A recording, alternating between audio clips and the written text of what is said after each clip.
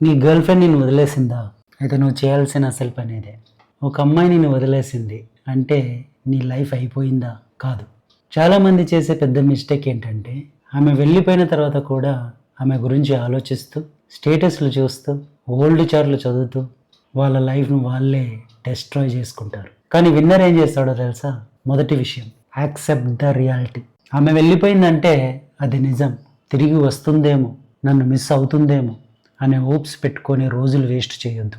నిజాన్ని ఎంత త్వరగా యాక్సెప్ట్ చేస్తే అంత త్వరగా నువ్వు స్ట్రాంగ్ అవుతావు. రెండో విషయం, నీ వాల్యూని గుర్తుపెట్టుకో. ఒక అమ్మాయి రిజెక్ట్ చేసింది కాబట్టి నువ్వు యూజ్లెస్ అయిపోలేదు. డైమండ్ని గుర్తించని వాళ్ళు ఉన్నారని డైమండ్ విలువ తగ్గిపోదు.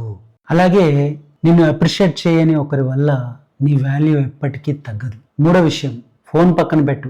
మెసేజ్లు చూడడం ఆపి, స్టేటస్లు చూడడం ఆపి, లైఫ్ని అప్గ్రేడ్ చేయి. జిమ్కి వెళ్ళు, కొత్త స్కిల్ నేర్చుకో, మనీ ఎర్న్ చేయి, బుక్స్ చదువు, పేరెంట్స్తో టైం స్పెండ్ చేయి. బాడీ, మైండ్, బ్యాంక్ బ్యాలెన్స్ ఈ మూడు ఇంప్రూవ్ అయితే నీ కాన్ఫిడెన్స్ ఆటోమేటిక్గా పెరుగుతుంది. నాలుగో విషయం, రివెంజ్ తీసుకోవద్దు, సక్సెస్ చూపించు.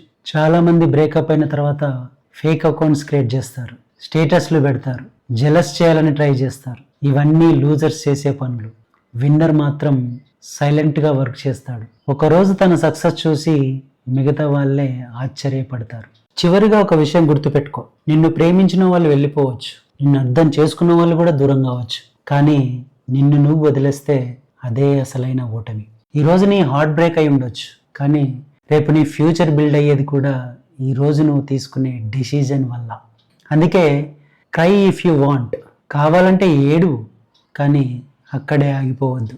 లేచి నిలబడు, వర్క్ చేయి, గ్రో అవ్వు. ఒక రిలేషన్షిప్ పోయిందని నీ ఎంటైర్ లైఫ్ పోనివ్వకు. రిమెంబర్, నీ స్టోరీ ఇంకా కంప్లీట్ కాలేదు. అది కేవలం ఒక చాప్టర్ మాత్రమే.